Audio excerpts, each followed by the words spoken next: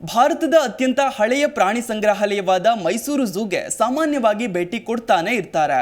ಪ್ರಾಣಿ ನೋಡಲು ಕಾತುರ, ಆದರೆ ಈ ಟಿಕೆಟ್ ಪಡೆಯೋದಿದೆಯಲ್ಲ ಅದರಷ್ಟು ಜಂಜಾಟ ಯಾವುದೂ ಇಲ್ಲ ಅನ್ನೋದು ಪ್ರವಾಸಿಗರ ಖ್ಯಾತೆ. ಹೀಗಾಗಿ ಮೈಸೂರಿಗೆ ಬಂದು ಝೂ ನೋಡದೆ ವಾಪಸ್ ಹೋಗೋರು ಇದ್ದಾರೆ. ಆದರೆ ಬೇಸರ ಮಾಡ್ಕೊಳ್ಬೇಡಿ, ಯಾಕಂದ್ರೆ ಇನ್ಮುಂದೆ ಸುಲಭವಾಗಿ ಕೂತಲ್ಲೇ ಟಿಕೆಟ್ ಪಡೆದುಕೊಳ್ಳಬಹುದು. ಅದು ಹೇಗೆ ಸಾಧ್ಯ ಅಂತೀರಾ? ಈ ಸ್ಟೋರಿ ನೋಡಿ. ಮೈಸೂರು ಶ್ರೀ ಜಯಚಾಮರಾಜೇಂದ್ರ ಮೃಗಾಲಯವು ದೇಶದ ಪ್ರಮುಖ ಪ್ರವಾಸಿ ಆಕರ್ಷಣೆಯಾಗಿದೆ. ಭುವನೇಶ್ವರದಲ್ಲಿ ದೇಶದ ಅಗ್ರ 10 ಅತ್ಯುತ್ತಮ ಮೃಗಾಲಯಗಳನ್ನು ಪಟ್ಟಿ ಮಾಡಲಾಗಿತ್ತು. ಅದರಲ್ಲಿ ಮೈಸೂರು ಮೃಗಾಲಯ ದೇಶದ 3ನೇ ಅತ್ಯುತ್ತಮ ಮೃಗಾಲಯ ಎಂದು ಖ್ಯಾತಿ ಪಡೆದುಕೊಂಡಿದೆ. ಇದು ಭಾರತದ ಅತ್ಯಂತ ಹಳೆಯ ಪ್ರಾಣಿ ಸಂಗ್ರಹಾಲಯವಾಗಿದೆ. ಮೈಸೂರು ಮೃಗಾಲಯ 168 ವಿವಿಧ ಜಾತಿಯ ಪಕ್ಷಿಗಳು ಮತ್ತು ಪ್ರಾಣಿಗಳಿಗೆ ನೆಲೆಯಾಗಿದೆ. ಮೈಸೂರು ಮೃಗಾಲಯದ ಅಧಿಕೃತ ಹೆಸರು ಶ್ರೀ ಚಾಮರಾಜೇಂದ್ರ ವನ್ಯಜೀವಿ ಉದ್ಯಾನವನ. ಮೈಸೂರು ಮೃಗಾಲಯ ಪ್ರವೇಶ ಟಿಕೆಟ್ಗಾಗಿ ಕ್ಯೂ ನಿಲ್ಲಬೇಡಿ.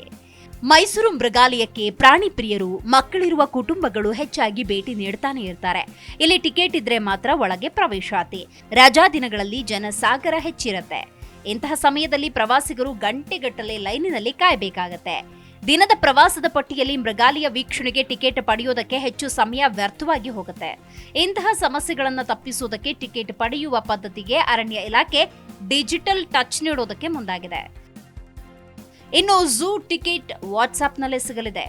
ಚಾಮರಾಜೇಂದ್ರ ಮೃಗಾಲಯ ಪ್ರವೇಶದ ಟಿಕೆಟ್ ಅನ್ನು ಸಹ ವಾಟ್ಸ್ಆಪ್ನಲ್ಲಿ ಖರೀದಿಸುವುದಕ್ಕೆ ವ್ಯವಸ್ಥೆ ಮಾಡಲಾಗಿದೆ. ಮೈಸೂರು ಅರಮನೆ ಮೃಗಾಲಯಕ್ಕೆ ಇಂತಹ ವ್ಯವಸ್ಥೆ ಮಾಡಿರುವುದರಿಂದ ಪ್ರವಾಸಿಗರಿಗೆ ಮತ್ತಷ್ಟು ಅನುಕೂಲ. ಮೈಸೂರಿಗೆ ಭೇಟಿ ನೀಡುವ ಪ್ರವಾಸಿಗರು ನಗರ ವ್ಯಾಪ್ತಿಯೊಳಗಿರುವ ಅರಮನೆ ಮತ್ತು ಮೃಗಾಲಯಗಳಿಗೆ ಭೇಟಿ ನೀಡಲು ಸುಲಭ ಮಾರ್ಗ. ಈ ಎರಡೂ ಪ್ರಮುಖ ತಾಣಗಳ ಪ್ರವೇಶಕ್ಕೆ ವಾಟ್ಸ್ಆಪ್ ಟಿಕೆಟ್ ವ್ಯವಸ್ಥೆ ಜಾರಿಗೊಳಿಸಿರುವ ಹಿನ್ನೆಲೆಯಲ್ಲಿ ಎರಡೂ ಕಡೆಗಳಲ್ಲಿ ಟಿಕೆಟ್ಗಾಗಿ ಸರತಿ ಸಾಲಿನಲ್ಲಿ ನಿಂತು ಕಾಯಬೇಕಾದ ಅನಿವಾರ್ಯತೆ ಇಲ್ಲ. ಇದರಿಂದ ಪ್ರವಾಸಿಗರಿಗೆ ಸಮಯದ ಉಳಿತಾಯ ಆಗುವುದರೊಂದಿಗೆ ಚಿಲ್ಲರೆ ಸಮಸ್ಯೆ ಮೊದಲಾದ ಅನಗತ್ಯ ಕಿರಿಕಿರಿ ತಪ್ಪತ್ತೆ. ತಮ್ಮಲ್ಲಿರುವ ವಾಟ್ಸ್ಆಪ್ ಟಿಕೆಟ್ ಅನ್ನ ಗೇಟಲ್ಲಿ ತೋರಿಸಿ ಒಳ ಪ್ರವೇಶ ಮಾಡಬಹುದು. ನಮ್ಮ ಮೆಟ್ರೋದಲ್ಲಿ ಈ ವ್ಯವಸ್ಥೆ ಈಗಾಗಲೇ ಜಾರಿಯಲ್ಲಿದೆ. ಈಗ ಮೈಸೂರು ಮೃಗಾಲಯ, ಅರಮನೆಗಳಲ್ಲಿ ಜಾರಿಗೊಳಿಸಿರುವುದರಿಂದ ಪ್ರವಾಸಿಗರಿಗೆ ಅನುಕೂಲವಾಗುತ್ತೆ. ಚಾಮರಾಜೇಂದ್ರ ಮೃಗಾಲಯದಲ್ಲಿ ಏನೇನಿದೆ? 157 ಎಕರೆ ವ್ಯಾಪಿಸಿರುವ ಮೈಸೂರು ಮೃಗಾಲಯ ದೇಶದ ಹಳೆಯ ಮೃಗಾಲಯಗಳಲ್ಲಿ ಒಂದು. ಇದನ್ನ ಅರಮನೆ ಸನಿಹದಲ್ಲಿ 1892ರಲ್ಲಿ ಆರಂಭ ಮಾಡಲಾಯಿತು. 1909ರಲ್ಲಿ ಇದರ ಹೆಸರನ್ನ ಜಯಚಾಮರಾಜೇಂದ್ರ ಜುವಾಲಜಿಕಲ್ ಗಾರ್ಡನ್ ಎಂದು ಹೆಸರು ಬದಲಿಸಲಾಯಿತು. ಇಲ್ಲಿ ಈಗ ಸುಮಾರು 1300ಕ್ಕೂ ಹೆಚ್ಚು ಪ್ರಾಣಿಗಳಿವೆ.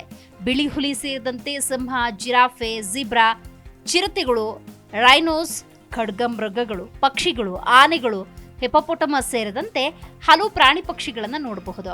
ಇದು ಸುಮಾರು 157 ಎಕರೆಯಲ್ಲಿ ವ್ಯಾಪಿಸಿರುವುದರಿಂದಾಗಿ ಮೃಗಾಲಯದ ಒಳಗೆ ಹೋದರೆ ಹಲವು ಗಂಟೆಗಳ ಕಾಲ ಹೊರಬರೋದಕ್ಕೆ ಸಾಧ್ಯವಿಲ್ಲ. ಮೈಸೂರು ಮೃಗಾಲಯಕ್ಕೆ ಹೋಗುವುದು ಹೇಗೆ? ಮೈಸೂರು ಬೆಂಗಳೂರಿನಿಂದ 150 ಕಿಲೋಮೀಟರ್ ದೂರದಲ್ಲಿದೆ. ಮೈಸೂರು ವಾಯು ರೈಲು ಅಥವಾ ರಸ್ತೆಯ ಮೂಲಕ ಉತ್ತಮ ಸಂಪರ್ಕ ಹೊಂದಿದೆ. ಮೈಸೂರು ಮೃಗಾಲಯವು ಮೈಸೂರು ಬಸ್ ನಿಲ್ದಾಣದಿಂದ 2.5 ಕಿಲೋಮೀಟರ್, ಮೈಸೂರು ರೈಲ್ವೆ ನಿಲ್ದಾಣದಿಂದ 3.5 ಕಿಲೋಮೀಟರ್, ಮೈಸೂರು ವಿಮಾನ ನಿಲ್ದಾಣದಿಂದ 10 ಕಿಲೋಮೀಟರ್ ದೂರದಲ್ಲಿದೆ. ಮೈಸೂರು ಮೃಗಾಲಯವನ್ನ ಆಟೋ ಅಥವಾ ಟ್ಯಾಕ್ಸಿ ಮೂಲಕ ತಲುಪಬಹುದು. ಉಳಿದ ಮೈಸೂರು ಪ್ರೇಕ್ಷಣೀಯ ಸ್ಥಳಗಳಲ್ಲಿ ವಾಟ್ಸ್ಆಪ್ ಟಿಕೆಟ್ ವ್ಯವಸ್ಥೆ ಮಾಡಿದ್ರೆ ಪ್ರವಾಸಿಗರಿಗೆ ಭಾರಿ ಅನುಕೂಲ. ಪ್ರವಾಸಕ್ಕೆ ಹೊರಡುವ ವೇಳೆಯೇ ಟಿಕೆಟ್ ಬುಕ್ ಮಾಡುವುದರಿಂದ ಅಂತಿಮ ಕ್ಷಣದ ಗಡಿಬಿಡಿ, ಕಿರಿಕಿರಿ ತಪ್ಪತ್ತೆ ಎಂಬುದು ಸಾರ್ವಜನಿಕರ ಅಭಿಪ್ರಾಯ. ಜಿ ಕನ್ನಡ ನ್ಯೂಸ್ ಈಗ ನಿಮ್ಮ ಮನೆಯಲ್ಲೇ ನೋಡಿ. ಎಲ್ಲ ಕೇಬಲ್ಗಳಲ್ಲಿ ಈಗ ಲಭ್ಯ. Sun Direct 292, Jio TV 1334, U digital 162, City Cable 51, GTPL 17, Abhishek cables 821, Rockline telecommunication 51, Shri Basaveshwara number 60, Vinayaka digital number 53, In Digital number 896ರಲ್ಲಿ. ನಿಮ್ಮಿಸ್ತದ ಜಿ ಕನ್ನಡ ನ್ಯೂಸ್ ನೋಡಿ ಆನಂದಿಸಿ.